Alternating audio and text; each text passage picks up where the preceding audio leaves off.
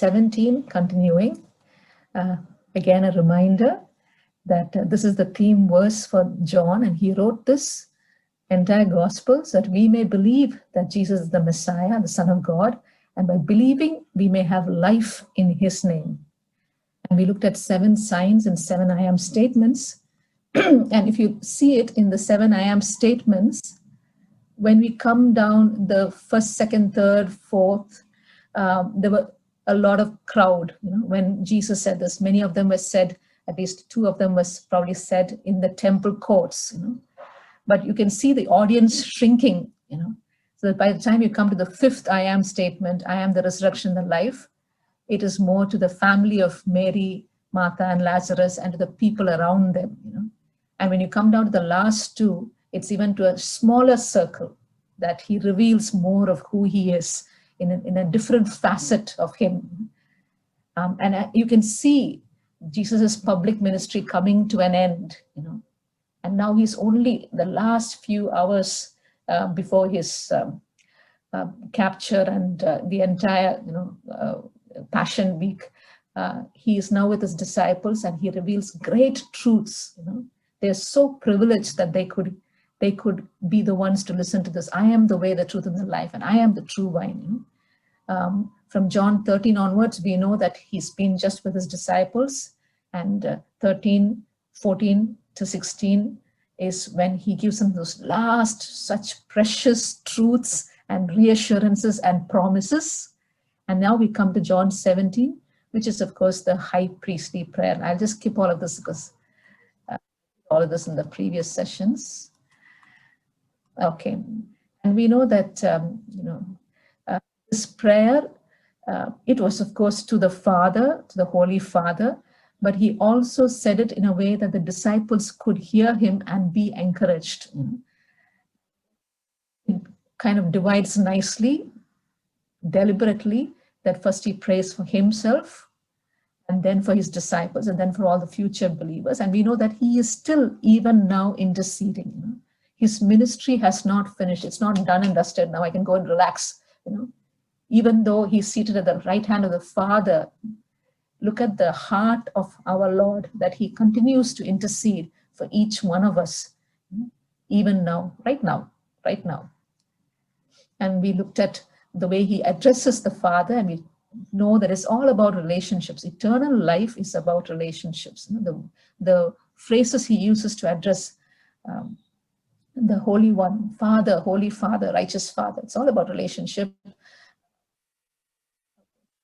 We go through all that. Okay. Now we said that for this particular study, we will look at the so that phrases of Jesus's prayer. When Jesus prayed for his disciples, the second half of his prayer, he made a lot of statements to God, and then he says, so that, and then he continues with that. In other words, it was a very purposeful prayer. The very fact that he's praying for us is, we feel so encouraged, but there's a purpose to the prayer. It was not a general, bless them, O Lord, keep them all safe, O Lord. Those are slightly more general prayers. Bless them so that, keep them so that. There's a so that phrase, and that brings us to the purpose, very purposeful, meaningful prayers. Okay? Now, in this verses 6 to 19, Jesus describes his disciples in certain ways. He uses certain phrases to describe his disciples. Can you think of any of those, phrases, especially in the earlier bits, verses 6 to maybe 9?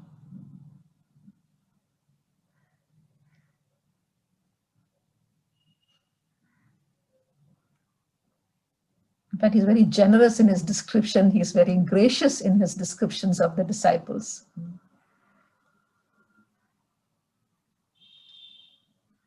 Okay, let me go on. First he says, they were yours, they belong to God. He identifies them as people belonging to God. He says, they knew who Jesus was. They recognized him for who he was. They obeyed, they accepted, they believed. They brought him glory. Now we are like, when did they bring him glory? Because we know all the places where they fell. but he is so gracious. And then we are reminded of that Isaiah, the little phrase where he says, a broken reed, a bent reed he will not break, a flickering candle he will not snuff out. Even with the little things that the disciples could offer to him, he was gracious enough to accept it and say, yes, you have brought me glory. And once again, twice he says, they are not of this world. So he characterizes his disciples, and in a way he's talking about us also, belonging to God, knowing who Jesus is, and that's very important. The Jews believed in God, but they didn't believe in Jesus. The disciples knew who Jesus was, that he come from God, and they obeyed. Obedience is a mark of being a disciple. They accepted him, they believed, they had faith, they brought him glory, and they are not of this world. We are not of this world. This is how he describes them, when he talks to, and imagine the disciples standing around while he's praying, they are being encouraged, just by hearing the way Jesus is talking about them. And this word, remember he said, they're not of this world, Lord, Father, they're not of this world, So what does the world mean? The world can refer to the created universe. We see further on in John 17 in verse 24, he says, the latter 24 part B, he says, because you loved me before the creation of the world. It's a created universe. Acts 17:24 will say, the God who created the world and everything in it is the Lord of heaven and earth. So the world could refer to the created universe. It could refer to all of us, society in general, the entire human race, who are alienated from God, apart from God, and not just alienated and apart from God, but in direct opposition to God. That's also the world. And it's also the world system, the way the world thinks, thoughts and their beliefs and their principles and desires. In 1 John, same author, 1 John tells us, let me just take out that passage. Not love the world or what is in the world, because the things of the world, which is the desires of the flesh, the lust of the eyes, and the prideful boastings of life, are not from God. And I'm thinking this is very true, because this world system, and I'll give you a small example. I'm working in a palliative care unit, and the doctors working with me, all of them are Hindus. And, lockdown, children are at home and things like that. So I said, I have a lot of puzzles at home. Shall I bring it so that, your child has got something to do?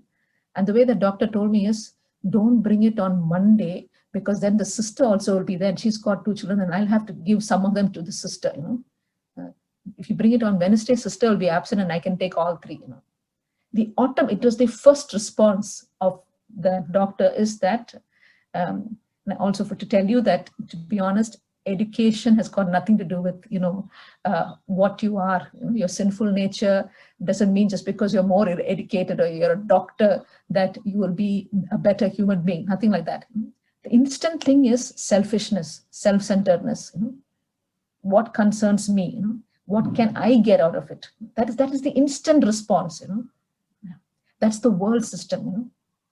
What the world thinks is important, what the world boasts of, what the world believes, what the world desires. Okay, so all of this are the different ways for looking at the world. So when he says they are not of this world, obviously they are in the created universe, but they're no longer part of that group of humans who are separated from God. They no longer, and this third point, yes, we still, as believers, we still have a lot of the world in us, unfortunately, that kind of certain desires, that certain lusts, certain boastings that we have. But because of Christ, we have been set apart. So we are no longer enemies of God. So they're not of the world. Remember in John 3, he says, you got to be born from above. You got to be born again or born from above, because spirit gives birth to spirit. So believers are those who God has done something. He has awakened our spirits. He has regenerated us. We have the Spirit, the Holy Spirit within us. We are set apart from the world in that way. That is the biggest difference. We are alive in Christ. His Spirit has given birth to us, but we were dead in our sins. That so we are no longer of the world. We are not of the world, but we're in the world. And that comes to the next question then. I am not of the world, but still in the world. How does the world know that I am not of the world? This is a big question. So, if I am arrested for being a Christian, would there be enough evidence to convict me? That's a question you have to ask yourself, especially at this time, because when how fire is used for testing, we are going through a fire of a certain kind. Okay, it may not be the fire of persecution, but it is the fire of suffering and uncertainty, of loss of many kinds. And our response is a witness to the world. The whole of John's gospel is talking of Jesus being sent to the world. For God so loved the world that he gave his only son. He's been sent out, and we are also being sent out in the world. How is the world going to know that though we are in the world, we are not of the world, if there's no difference in the way we handle everything? Whether it is sin, whether it is suffering, how do we handle it? That shows whether we actually been born from above. That's a question to think about. Even now, every day. To the so that prayers of Jesus, because this particular section has got at least 3 so that prayers. In that little section, he's very purposeful. Protect them. Now, who doesn't want to be protected? And especially now when we ask for protection, we're asking for physical protection against the coronavirus. That's all we want. That is the only thing on my mind, even when I pray for people. It's a whole list of people to pray for who are going through the illness. You're praying, Lord Jesus, protect them, heal them, deliver them, all of that. But when the other words for protect, and he uses the same word in so many times, because that's so important. And he's asking the Father, protect them. The other word is keep them, watch over them, guard them. Explanations. Pandaka, the word keep referred to a tower, a keep. You go in there and you're safe. Keep them.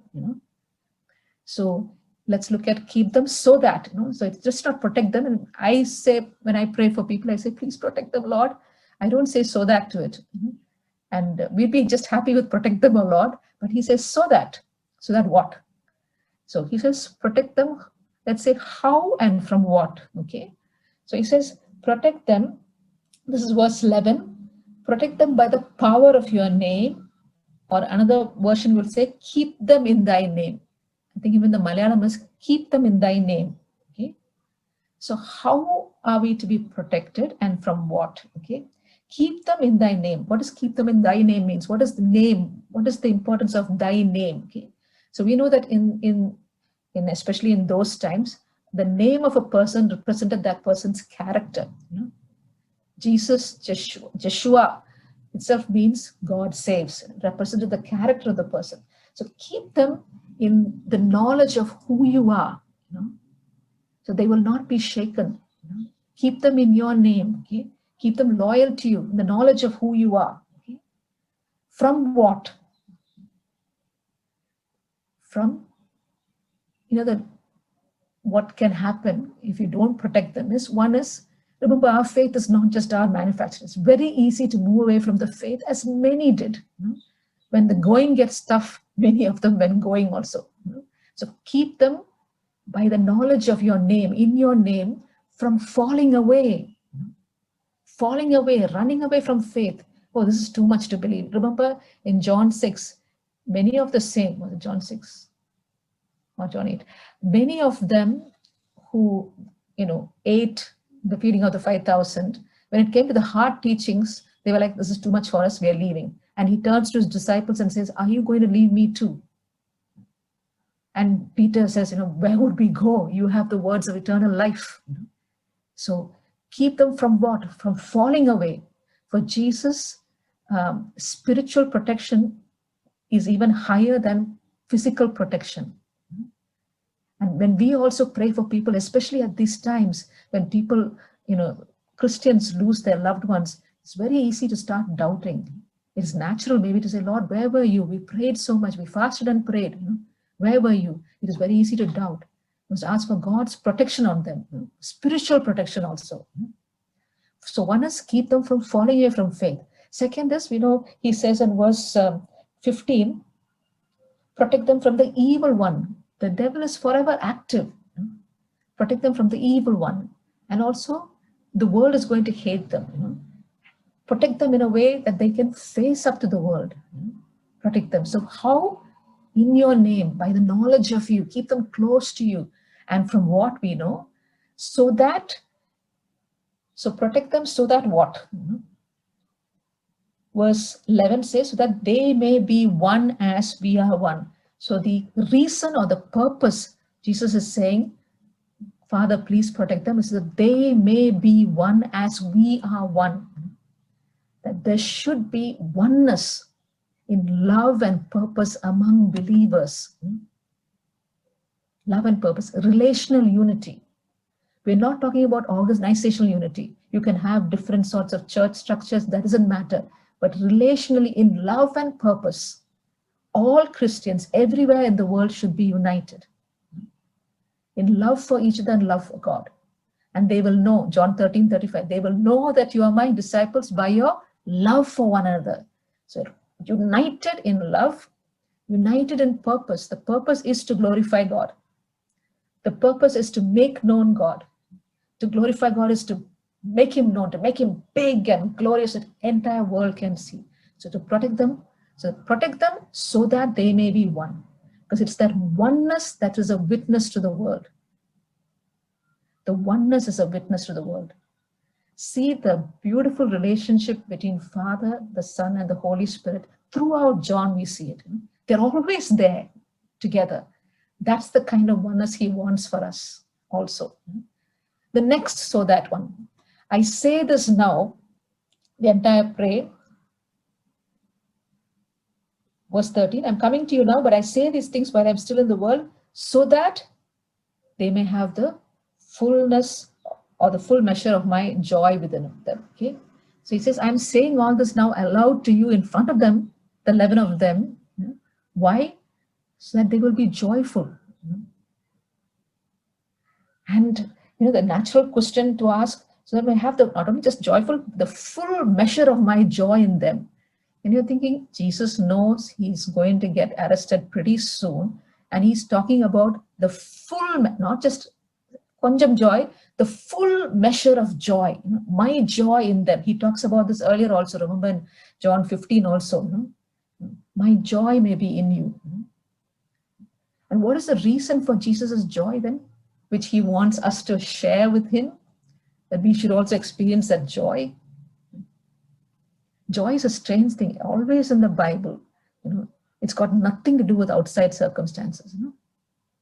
It's got to do with certain truths and certain hopes that we have, which in front of all of that, everything pales and becomes very thing in comparison.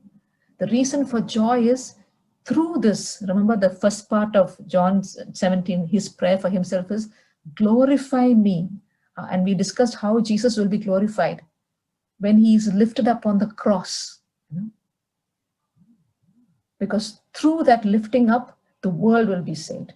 Everyone who lifts up. He said that to Nicodemus also, John 3. Lifted up, glorified.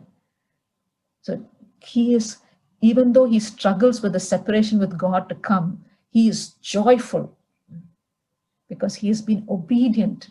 And he knows that what he is going to do, continue to do, is, remember Hebrews 12, he says, for the joy set before him. Consider Jesus, the author and perfecter of our faith, who for the joy set before him endured the cross and scorning its shame. So there is joy, and it is now current. Again, when we look at our circumstances, we're like, where is joy? Lockdown, can't do anything. All the plans we had for this coming year, whether it's education or job or anything, marriages, everything. It has all been taken away. Where is the reason for joy? That's why it's always better that we have our joy in things that never fade, can never be destroyed. that are rooted in the truth of God's word, then that joy will be a permanent joy. These things come and go. This is permanent. So that's a point to think about when we can't just, it has to be reflected on. If I'm sitting here and there's nothing much to look forward to tomorrow or the day after or anything, because it's, Corona everywhere and the lockdown, can I be joyful? Because Jesus says, I'm giving you the measure of my joy. Then where is my joy coming from? Very much important to think about these things, and because we can't think about it in a hurried way. So think about it. And if you're feeling like there's nothing to live for, well, then why does he say that? He's not a liar. He is God. Where is the joy coming from? Where is your joy and my joy coming from? Then full measure of joy. The fruit of the Holy Spirit is joy. So immediately we know it's something supernatural. We can't manufacture it himself. It's in connection with Christ that there is joy. Without that, there's no joy. We'll be like everybody else, saying, oh my God, how long is this going to go on? Every time I go to work now, I know for a long time I've not been working. So now suddenly I'm in very close contact with people who are not Christians. And I see the line of the emotion behind words. It's all negative. It is very sad. It's negative. It's discouraged. It's all continuously like that. There's anger, there's frustration and all that. Where is the Christian joy? It has to be supernatural. It has to be from God. Okay? Again, in verse 19, he says, for them I sanctify myself, so that they too may be truly sanctified. Again, you get one, so that I sanctify myself. Now, what does the word sanctify mean? This you have been learning from Sunday school days. What does sanctify mean?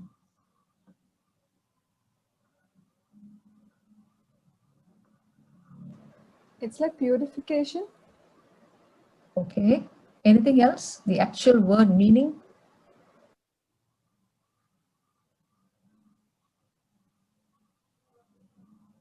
To set apart for God's service, to be devoted for a particular purpose, to be set apart. And in that process, yes, purification. We have been set apart for a purpose. Now, if you look at Jesus, he uses the word, I sanctify myself. Obviously, Jesus doesn't have to purify himself because he is perfect holiness. But he uses the word, even in John 10:36, he says, what about the one whom the Father set apart as his very own and sent into the world? Sent into the world is the purpose, set apart for a purpose. Okay? Jesus was sanctified. So he says, I sanctify myself, not in the sense of having to purify himself, because he was the sinless Lamb of God. John the Baptist points to him, remember, in John chapter 1, and says, behold, the Lamb of God who takes away the sins of the world. Only the sinless Lamb of God can do that. So I sanctify myself so that I set apart myself, Jesus is saying, I set apart myself to the service of God. What is the purpose of God for him that he's setting himself up? To die on the cross, to take the sins of the entire world on himself. That is the purpose that he's setting himself apart for. That's why he was not diverted ever. There was a point again in John, remember, when the crowd was very pleased with him and said, let's grab him and make him king. That was not the purpose for which God had set him apart. He was set apart to die. He was set apart to die for us. So he would not let himself be diverted by anything else. We have been set apart. So he says, I have set myself apart, not only if I set apart myself and die on the cross, can my disciples set themselves apart, because only then would they be sanctified. Only when they would be purified, as you said. How? Because they're absolutely clean? No, because of Christ's righteousness being given to us. Christ's pure garment of white garments of salvation covering our sin. So he sanctifies himself in the sense of setting himself apart for God's purpose. God so loved the world that he sent his son, whoever believes in him, that he may be lifted up and die for us. So again, Christ is doing this that for the purpose that we also can be set apart for God's service. Okay? Now, sometimes we think of salvation very personal, very self-centered ways. Jesus died for me so I can go to heaven, and that is also truth. But if we limit it to just, oh, it's me, he died for me and I'm going to heaven, so it's like he came down and I go up. But we have been set apart for the world. We are sent out just like Jesus was sent out. Remember that we are witnesses not just for ourselves, that we get it, but it is for others, that through each one of us, somebody else might know, because that's what he says. Verse 18, as you sent me into the world, I have sent them into the world. It's not like, okay, you gave me the disciples, I'll keep them, and at end of the world, they will be with me. No, they will in turn go out. As I have come into the world, now they will go into the world so that the world may be saved. So sanctification is for a purpose. It's not that I become more holy, holy, holy. Yes, last year I used to be very hot-tempered. This year I am less hot-tempered. Last year I used to use bad language. This year I don't use bad language. That would be a very narrow way. Yes, that is part. As you become closer to God, as you allow the Holy Spirit to work in you, yes. But that's not the only reason for saying sanctify. Sanctify is set apart for purpose. I am here in this world not to become very, very nice and Christ-like for myself. It is always for others. Love God and love your neighbor. It is for the sake of others. For the sake of others. If we miss that, we will think we'll be very happy with ourselves. I know Jesus, I love Jesus, I am saved, I am going to heaven, and see, every way I am getting more and more holy, and it's all about me. Never is it about me. It's about Christ in me working through to reach other people. We are the body of Christ reaching out to the world. We must never forget that. We are here for a purpose. We're here for a purpose. So these are the so that prayers of Jesus. There might be more, but this is what I got. Okay. And you see that whatever he asks has got purpose, and it's a very high purpose, that we may be one, that we may be joyful, that we may be set apart for God's purpose. Okay.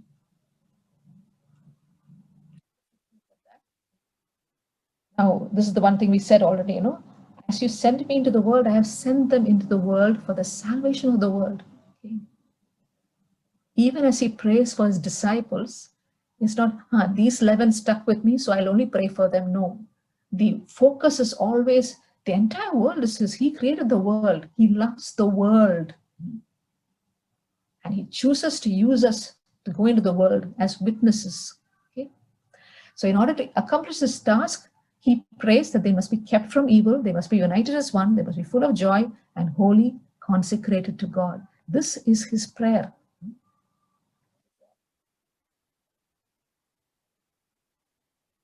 So now we are coming to the end of that section of our Lord's Prayer.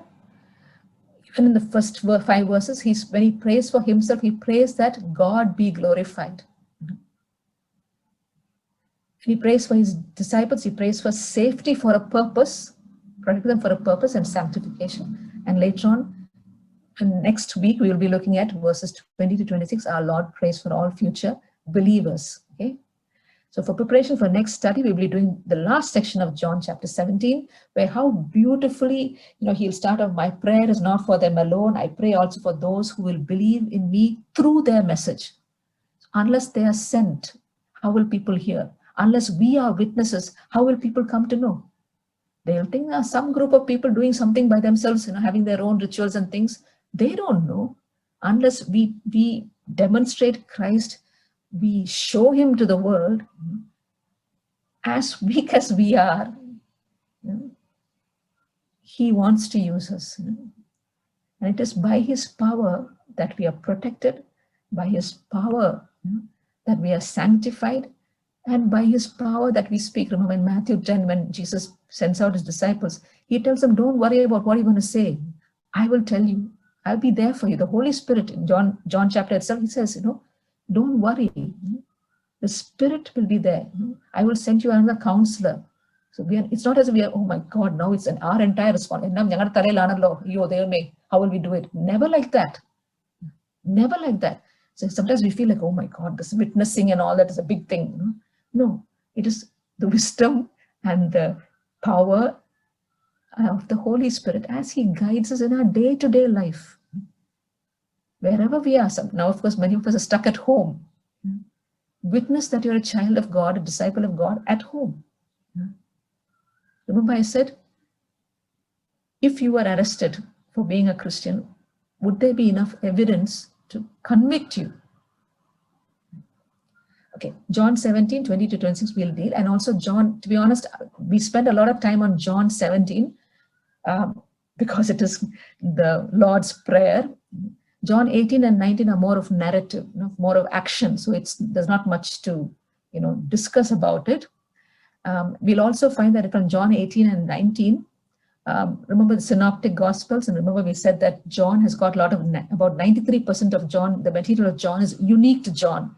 But when we come to certain portions, about 7%, it is in common with Matthew, Mark, and Luke. And you'll find in John 18 and 19, when you read John 18 and 19, please read Matthew, Mark, and Luke, these two chapters from each of those to get a fuller picture of what happened that final few days and hours. Okay, that will really enrich our study. And of course, the next preparation is pray. We have the best example of prayer in the Lord's Prayer. The way He prayed, it encourages us because He prayed for us. It shows His priorities. It shows the purposes, And so maybe today, as when we pray, whenever there is small prayer, big prayer, we will remember all of these points that we talked about. Praying for the glory of God. Praying for protection for the right reasons. Praying that we will be sanctified and set apart for His purpose. We all have our own purposes going on, and they're legitimate. He has no problem with us, having a job and, all the things that are normal part of life. But they all are, shall we say, under the bigger purpose. The bigger purpose should flow through all those areas of life, which is to glorify God and to be witnesses to who He is to the world. Okay? So that's the end of today's lesson.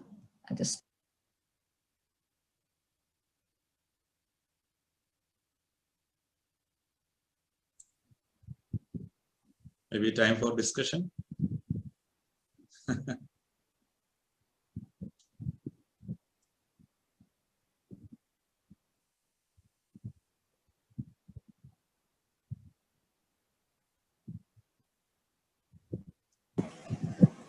Auntie, I just have one.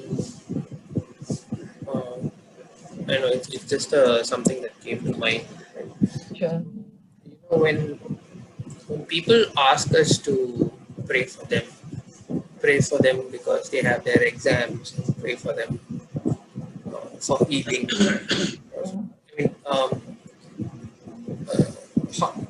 Suppose we know that someone, people praying, I have a job interview coming up.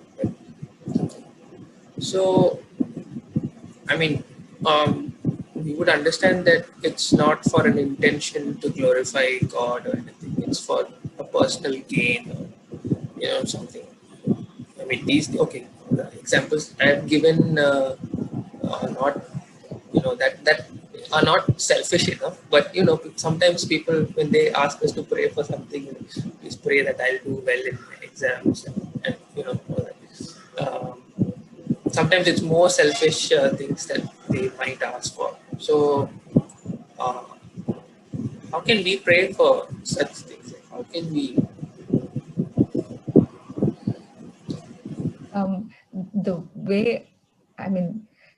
The very fact that they're asking us to pray, are you talking about Christians or non-Christians? Yeah, Christians.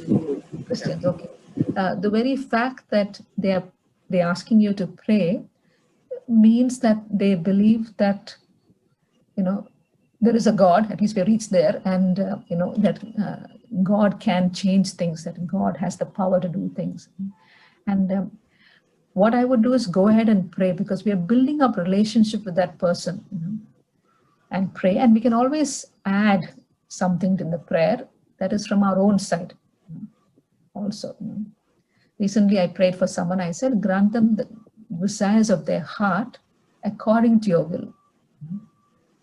So they have a lot of desires, and all I'm saying is grant them the desires of their heart according to your will. That's from Psalms. So it is, you can definitely pray. We should not say, I can't pray because that's a selfish prayer. And but to add that thing, either privately or if you have a good relationship, even as you're saying it to them, as you're praying with them aloud. But every opportunity to pray for someone, even if you don't think theirs is a very spiritual prayer, we should pray. We should pray. You don't know what God will use. And also perhaps you should pray beforehand to say, Lord, show me what I should pray. Because many times Jesus has prayed. Remember in John 11, when he prayed, he told God, I'm saying this so that they will know, So kind of thing prayer. Even this John 17 prayer was addressed to the Father, but in the presence and hearing of the disciples, so they may be encouraged in some way. So I don't see any harm in you praying, grant them the desires of their heart, what they desire according to your will. If that opens up some discussion thing later, I only asked you to pray for my exam. Are you adding God's will to it? That's a place for discussion to come. I must also remember in John chapter, was it 4, we talked about the faith of the centurion. The faith of the centurion grows. People may be at different points on their journey of faith. So you need encouragement on that journey. So you may be someone who's a very baby believer in faith, but you still believe that God will answer, and that's why you're asking somebody to pray. You're not thinking it depends on your own power that you're going to get through this. You actually have the humility to say, you know what, I need God. That's a big thing. So we see Jesus accepted people at the level of their faith, and he led them along slowly. So we have to have that patience and grace. And perhaps when we pray, add in that word which lifts up into us, so that prayer, the purpose is accomplished. And of course, in our private prayers, we pray for that person. Say, Lord, let them come to know you. Because many times God does things in people's life so their faith might increase. So they may say, see, I prayed about it and God answered. God is trustworthy. So that's also one reason for answering prayers, that their faith might be. What was the miracles for? So they might see God's glory. So that's my answer, but Achans can answer. Exactly right. Now, we can ask anything to God because we understand that God is a great provider. So with that understanding, God is the great provider. We can ask anything. We can whether you ask something for your life settlement, in the sense that you are asking for a good exam, good education. You ask for certain things to be settled. You may ask something. Maybe you can ask money also, because you are sometimes in a position you are not able to meet or settle the matter. Sometimes you can ask money also, but you should not limit God to just a provider. It's just like a vendor, just like a shopkeeper. God is more than that. So knowing or keeping those understanding in our mind, we understand God. So God not only a provider, there are so many attributes: sustainer, savior, and deliver, our redeemer. There are so many things. Deivate എന്തെങ്കിലും ചോദിക്കാൻ വേണ്ടിയുള്ള ഒരു provider എന്നുള്ള concept ഒതുക്കാരുന്ന അത്, we need to have a broader understanding about God. അത്രേ ഉള്ളൂ. നന്നായിട്ട് doctor Sabitha നന്നായിട്ട് എക്സ്പ്ലെയിൻ ചെയ്തു. അതാണ് നമുക്ക് ഉണ്ടാകേണ്ടത്. അതൊരു right. And I appreciate Mervin also, you made a right question. ഇന്നത്തെ ഒരു popular understanding, we know that many are going after prosperity gospel. By believing God, they will get something. So that there are again, so that the words, so that they may get something.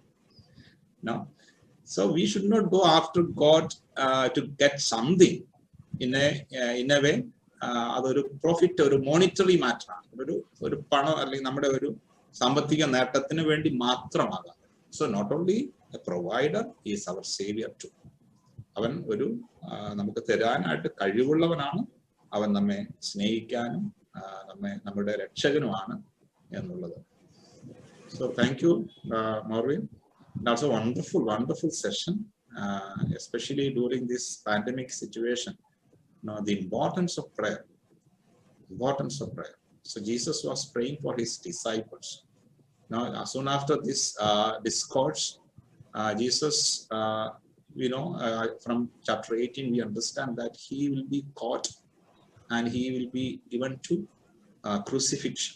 Just before that, he makes a cordial relationship with his disciples.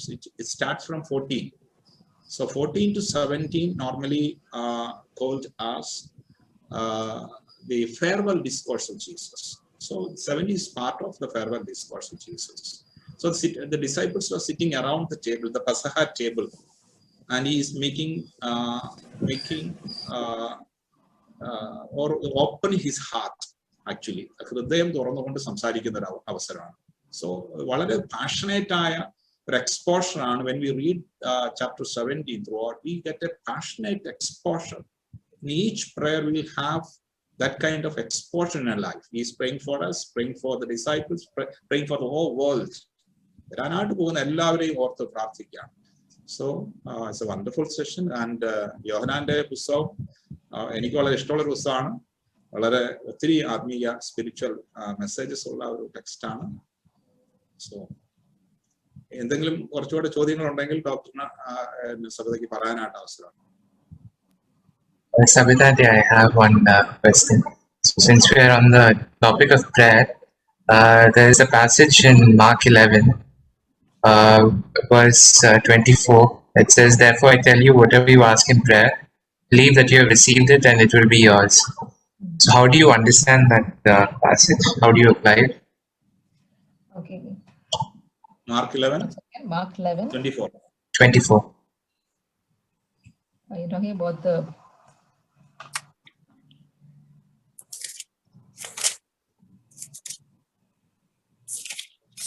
yes, okay.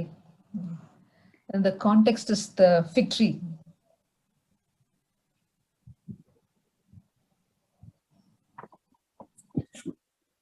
Jesus cursed the fig tree.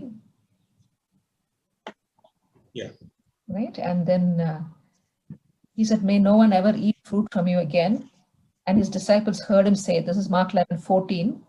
And then in verse 21, Peter remembered and said to Jesus, "Rabbi, look, the fig tree you cursed has withered." He was pretty surprised because Jesus said, "No one will ever going to eat fruit from you." And it actually came to pass.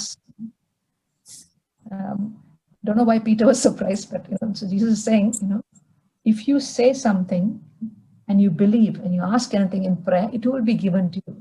So what do you think is the 2 points? One is that if you believe, if you have faith that God answers prayer and that God is powerful, it will be given to you. Okay. The second point is we've got to keep it always, when we take any portion of scripture, always make sure that you study related portions of scripture. Okay, if we're talking about prayer, we will not get all our information on prayer just from Mark 11. It will be like throughout the Gospels and also the epistles, including John, 1 John, I'm saying. Okay? So, Danny, when we talk about one condition of prayer, it is belief. What is another condition of prayer then for an answered prayer? Which may not be in this passage, but it is there. For God to answer prayer, one is belief, and that's what he's concentrating on here. There are other conditions to be satisfied also. One is it should be According to his will. according to his will, and you should not have anything against anybody also, because it says in verse 25, and when you stand in prayer, if you hold anything against anyone, forgive them. So in other words, if you go with an unclean heart, God is not going to hear you. So there are many conditions of prayer. One is according to his will. So we got to gather all those things for conditions for answering prayer. And so, yes, that's how I would understand it, that he's describing one of the conditions for God to even hear us is faith. our belief. Now, this particular thing was, the way Jesus put it, is also maybe symbolic of the fact that this is a fig tree that didn't bear fruit. There might be other significance of why he thinks and all that, but so he's responding to Peter's astonishment that what Jesus said actually took place. Maybe he doubted that, and Jesus, may you, no one ever eat fruit from you, but he realized that, the power of prayer around what Jesus says. For us, it will be power of praying to God. The answer will be only if it is according to will, if you have faith, and if you come after repentance only. You can't come to him in conflict with someone and expect him to listen to you. He'll say, go first, sort that out. So all of that is there in that section. So that's the way we should never take one, if you're talking about prayer, take all of the stuff that's been said about prayer in the Word of God, and so then we have a better, complete picture of it. If you take this alone, it'll be like, yes, Lord, I believe that, you will stop lockdown tomorrow, and it will happen. Because I really believe it. I believe you're powerful enough to lift lockdown or kill the coronavirus. Of course, he's powerful. Then why don't you do it? Belief is not enough. It should be according to his will. Thank you, Auntie. So basically what we can understand from this passage is that we need to believe that God has the power to fulfill the prayer, Yes. but it always has to be according to his will. There's nothing God cannot, apart from lying and things like that. I mean, there's nothing. He's in control of the universe. He's in control of the coronavirus also. Everything.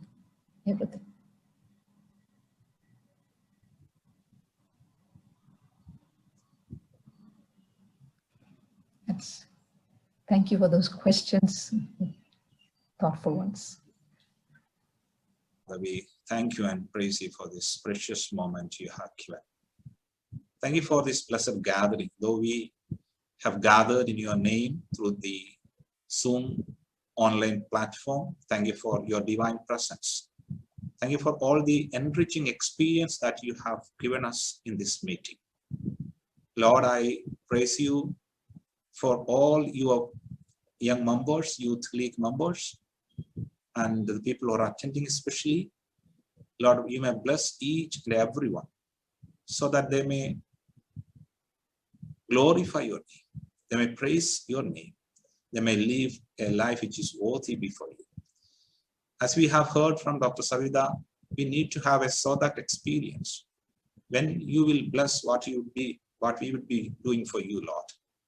Lord, when we pray for great things from you, expect great things from you, and what we have to do accordingly for the welfare of the people around. Lord, thank you for the study, the session that you have given through your beloved servant, Dr. Savita. And Lord, we pray for her, for her ministry, her work, so that you may bless her abundantly. Especially we remember the people who are in need, especially suffering from COVID-19, many are admitted to the hospital, and the situation, the current situation in India is severe, very bleak, and there are so many uncertainties. Lord, we pray so that you may transform the face of this earth. You may heal the world. Lord, we submit all of us in your mighty hand. You may make use of our talents, our time, our energy, even our thoughts, Lord, for the betterment of the society around. Lord, once again, we submit all of us in your mighty hand. Especially we pray for Tijo Achan, as he has joined and he is part of our ministry. Lord, you may bless him abundantly, and Pachuma and children also, Lord. His work may be more fruitful, Lord, here in Annanagar. Lord, you may bless them abundantly and bless their parents too, Lord. Once again, we submit all of us in your mighty hand. Lead us and guide us. In Jesus' precious name we pray. Amen. May the blessing of God be with all of you, with all your activities, your studies and employment, and with your family members now and forever. Amen.